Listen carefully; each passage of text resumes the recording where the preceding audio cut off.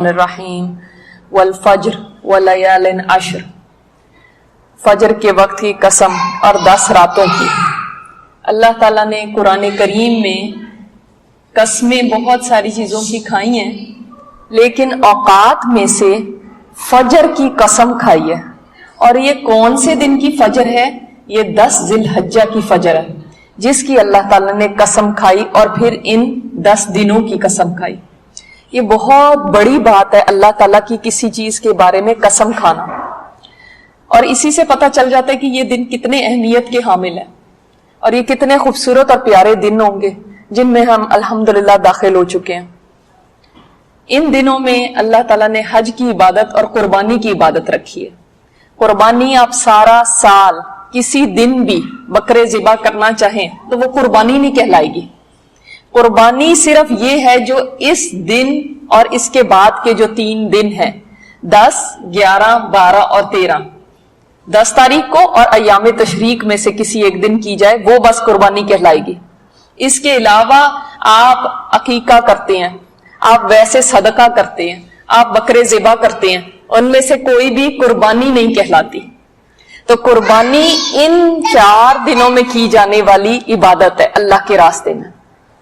اب قربانی کیا ہے؟ ہمارے نزدیک قربانی یہ ہے کہ گوشت کھانا اور یا غریبوں کو کھلانا۔ یہ بھی ہم سوچتے ہیں کہ چلو جن کو نہیں گوشت ملا اب ان کو مل جائے گا، حالانکہ یہ قربانی نہیں ہے۔ آپ صلی اللہ علیہ وسلم سے جب پوچھا گیا کہ قربانی کیا ہے تو آپ نے فرمایا کہ تمہارے باپ ابراہیم علیہ السلام کی جو قربانی ہے اس کی یاد ہے۔ یہ انبیاء کی سنت ہے، اور آپ صلی اللہ علیہ وسلم کی بھی سنت بنی۔ تو یہ صرف ایک گوشت کھانے کا فیسٹیول نہیں ہے جیسے کہ ہم نے سمجھ لیا، بلکہ ابراہیم علیہ السلام نے اپنے بیٹے کی جو قربانی دی تھی، وہ بیٹا باپ کا اکلوتا بیٹا تھا، بڑھاپے کی اولاد تھا، اور اس سے زمین کے خون سے رنگنا مطلوب نہیں تھا۔ یہ مقصد نہیں تھا کہ زمین پہ خون بہایا جائے، بلکہ مقصد یہ تھا کہ اپنے ارادے، اپنے دل، اپنی خواہشات، اپنی پیاری چیز اللہ کے راستے میں قربان کی جائے۔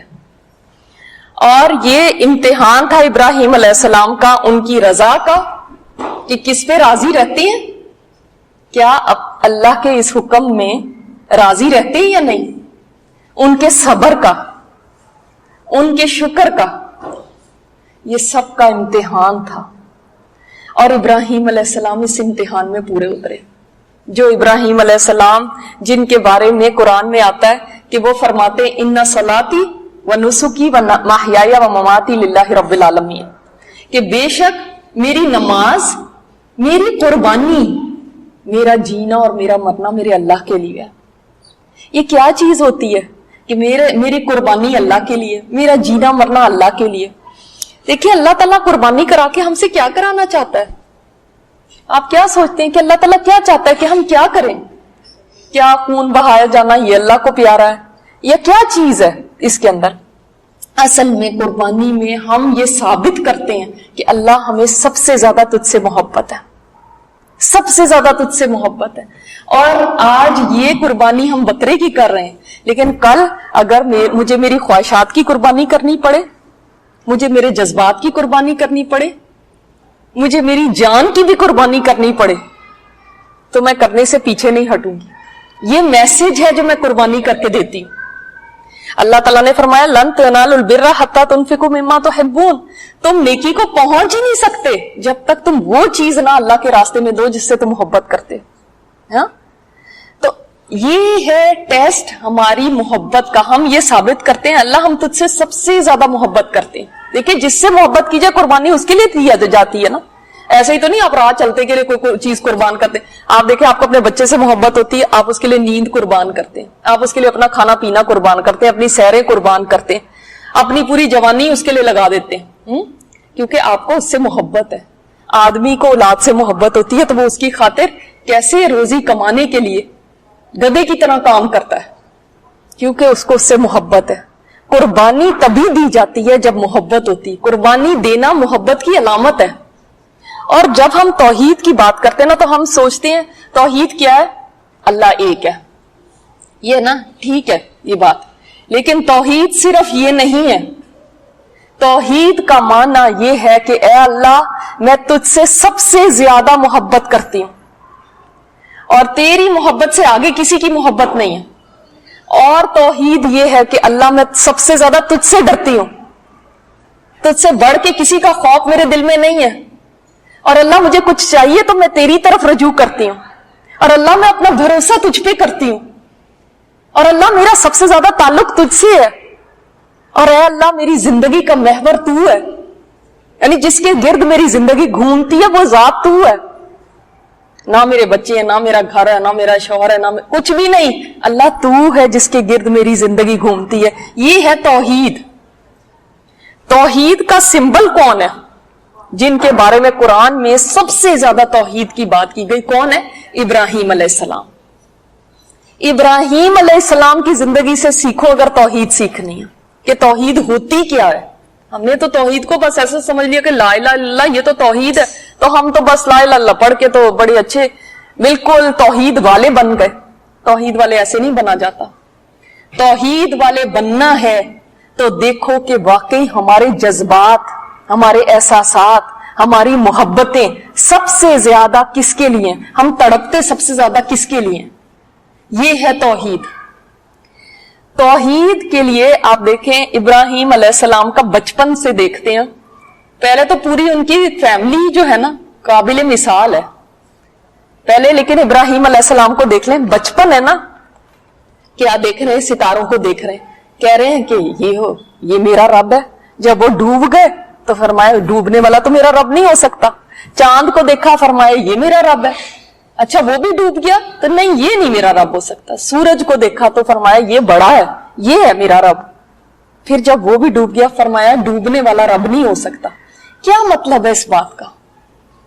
آپ کیا سوچتے ہیں کہ دیکھیں جو پیغمبر ہوتا ہے نا وہ تو کبھی شرک کیا ہی نہیں ہوتا، اس نے ہمیشہ سے توحید والا ہوتا ہے. آپ کے خیال میں کیا تھا ابراہیم علیہ السلام کے اس مکالمے میں؟ کیا چیز ہے جو ہمیں بتانی ہے؟ اس میں بہت بڑا سبق ہے ہمارے لیے. اگر ہم اپنی زندگیاں دیکھیں، زندگی کے ہر فیز میں ہم کسی نہ کسی کو خدا سمجھ لیتے ہیں. جب بچپن میں چھوٹے تھے ہم تو ہم نے سوچا کہ ماں باپ جو ہے نا بس سب کچھ یہی ہے، سب کچھ یہی، ہماری محبت کا مرکز، ہماری توجہ کا مرکز بس ماں باپ. پھر اس کے بعد تھوڑے بڑے ہوتے ہیں تو اب ماں باپ نہیں ہے کچھ، اور یہ پڑھائیاں، یہ کریئر اور یہ چیزیں ہیں سب کچھ. پھر وہ ہماری محبت کا مرکز بن جاتا ہے، اس کو خدا بنا لیتے ہیں. پھر اس کے بعد پھر فیملی خدا بن جاتی ہے، بیوی بچے، ان کے لیے سوچتے ہیں کہ یہ بس سب کچھ یہی ہے.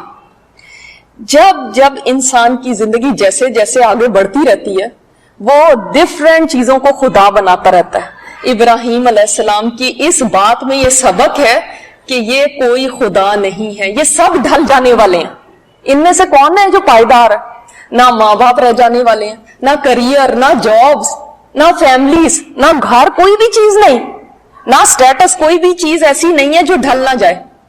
ہر چیز ڈھل جانے والی ہے. تو یہ تو سارے ڈھلتے سائے، ان میں سے تو کوئی بھی خدا نہیں ہے جن کو تم خدا بنائے بیٹھے ہو. خدا بنانے کا مطلب یہ نہیں ہے کہ بس میں نماز اس کے سامنے پڑھتی ہوں، سجدہ اس کے سامنے کرتی ہوں اور میں اس سے دعا کرتی ہوں تو یہ میرا خدا ہو گیا. خدا جو آپ کی زندگی میں ٹاپ پرائرٹی پہ ہے نا، نمبر 1 پہ ہے، وہ آپ کا خدا ہے، چاہے انسان مانے یا نہ مانے. کہ انسان ان چیزوں کا انکار کرتا ہے. کسی کو بھی پوچھیں، اس سے پوچھیں کہ آپ کے دل میں سب سے زیادہ محبت کس کی ہے تو وہ کہے گا اللہ کی. سب یہ بات کہیں گے، کوئی یہ نہیں کہے گا نہیں جی مجھے اولاد اللہ سے بھی زیادہ پیاری ہے، مجھے گھر اللہ سے بھی زیادہ پیارے ہیں، مجھے جابیں اللہ سے بھی زیادہ پیاری ہیں، کوئی نہیں یہ کہے گا. تو پھر کیسے ہمیں پتا چلے کہ ہم یہ نہ ہو کہ زبان سے تو کلمہ بول رہے ہوں، توحید کا اقرار کرنا، لیکن ہمارے دل میں اللہ کے مقابلے میں کمپیٹیٹر بیٹھے ہوئے، شریک بیٹھے ہوئے، مقابلے کرنے والے بیٹھے ہوئے. کیسے پتا چلے گا؟ ہمارے پاس کوئی وہ تو ہے نہیں میگنیفائنگ گلاس کہ ہم دل کے پر رکھ کے دیکھ لیں اور سوچیں کہ اب اس کے اندر چیک کیا جائے کس کا اور کوئی خدا بیٹھا ہوا. اس کے لیے میں آپ کو چند سوالات دیتی ہوں. ابھی تو آپ کے پاس پینسل کاپی نہیں ہے، لیکن یہ چند سوالات آپ ساتھ ساتھ میں آپ کو کچھ سیکنڈ دوں گی، آپ اپنے ذہن میں ان کے جواب دیتے جائیں، ذہن میں سوچتے جائیں اس کا جواب کیا ہے۔ پہلا سوال یہ ہے میرا آپ سے کہ آپ دن میں کس کے بارے میں سب سے زیادہ سوچتے ہیں؟ سارا دن یعنی کس کے بارے میں آپ کی سوچ، یعنی آپ کا ذہن پہ جو چھایا رہے، جس کو کہتے ہیں، کیا وہ گھر کے کام بھی ہو سکتے ہیں، وہ کوئی بچوں کے کام بھی ہو سکتے ہیں، وہ کوئی جاب بھی ہو سکتی ہے، وہ کوئی بھی چیز ہو سکتی ہے، جو بھی ہے وہ کیا چیز ہے جو چھائی رہتی ہے یہاں پہ، وہ جواب آپ اپنے دل میں اپنے آپ کو دیں۔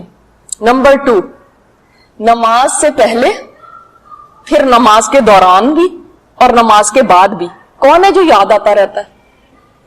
کون سی چیزیں ہیں جو یادوں میں ہیں؟ کیونکہ صرف میں نے نماز اس لیے نہیں کہا کہ نماز میں وہی یاد آتا ہے جو نماز سے پہلے جس سوچ میں آپ ہوتے ہیں نا، وہی نماز کے بیچ میں ہوتی ہے، اور نماز کے بعد بھی وہی سوچ ہوتی ہے، اور رات کو جب آپ جاگتے ہیں تو وہی فکر ہوتی ہے۔ وہ کون ہے؟ اس کا جواب دیں۔ پھر آپ یہ بتائیں کہ سب سے زیادہ آپ کو کس چیز پہ انزائٹی ہوتی ہے، اس کا جواب دیں۔ اور کون سی چیز آپ کو سب سے زیادہ خوش کرتی ہے، اور کون سی چیز ہے جس سے آپ کے آنسو بہہ پڑتے ہیں،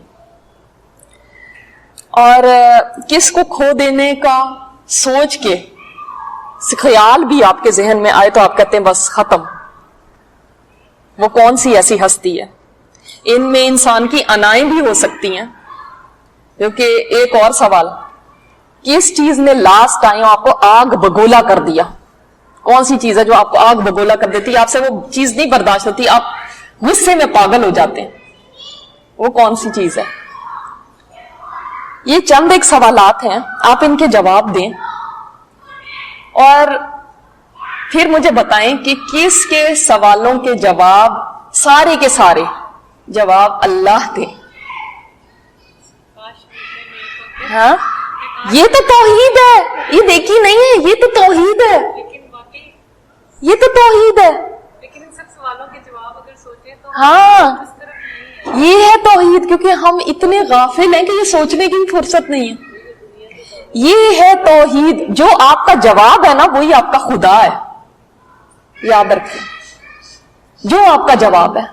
اگر آپ کا جواب ہے اللہ تو آپ کا خدا اللہ ہے، کیونکہ اللہ ہی کی سوچ اور یاد، اللہ نے تو اپنے لیے پیدا کیا ہمیں دنیا میں کہ اس کی عبادت کی جائے، تم اس کے غلام ہو۔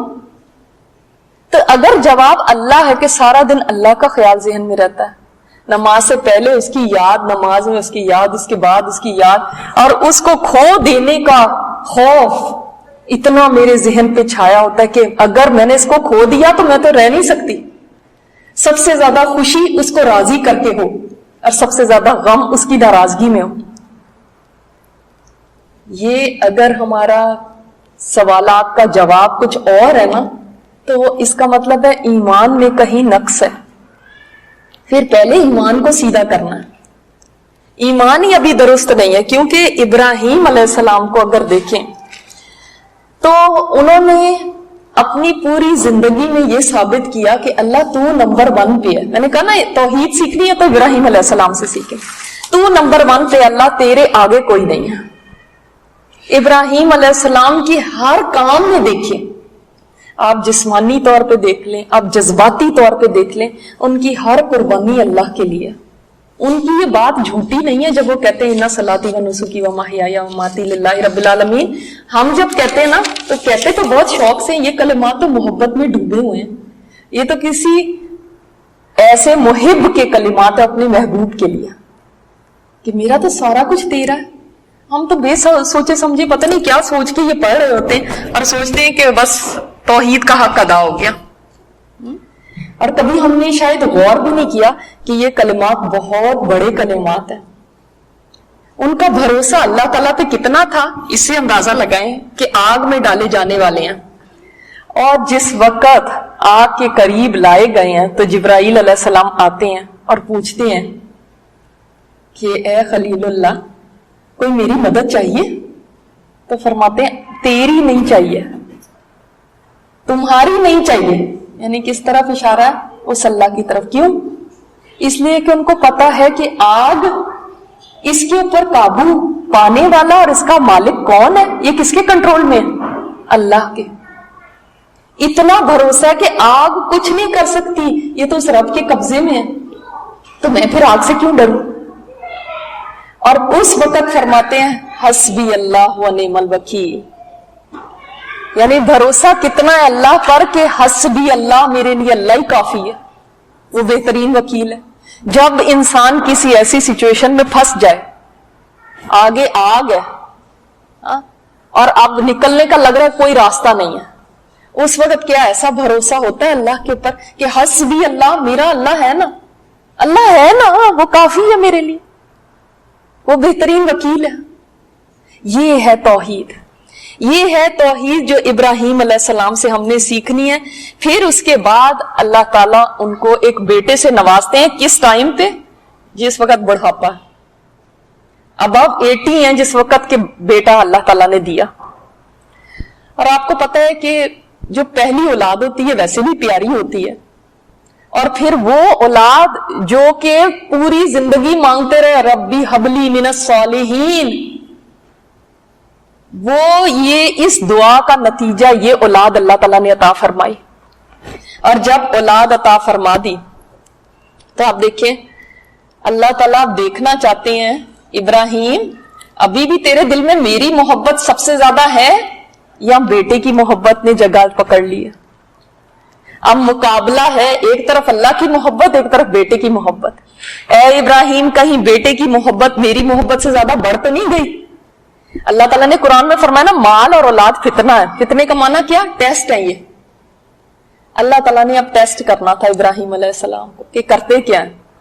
سب سے پہلے تو کیا حکم دیا؟ ان کو لے کر جاؤ اور چھوڑ کے آؤ. کیا یہ جذبات کی قربانی نہیں ہے؟ کیا ہم سوچتے ہیں کہ وہی قربانی ہے جب چھری پھیری؟ یہ قربانی دیکھیں جو جدائی کی قربانی ہے. انسان کو اپنا بچہ کتنا پیارا ہوتا ہے، دل نہیں چاہتا، بڑے بھی ہو جاتے تو دل نہیں چاہتا ہم سے دور ہو، ہماری نظروں سے دور ہو.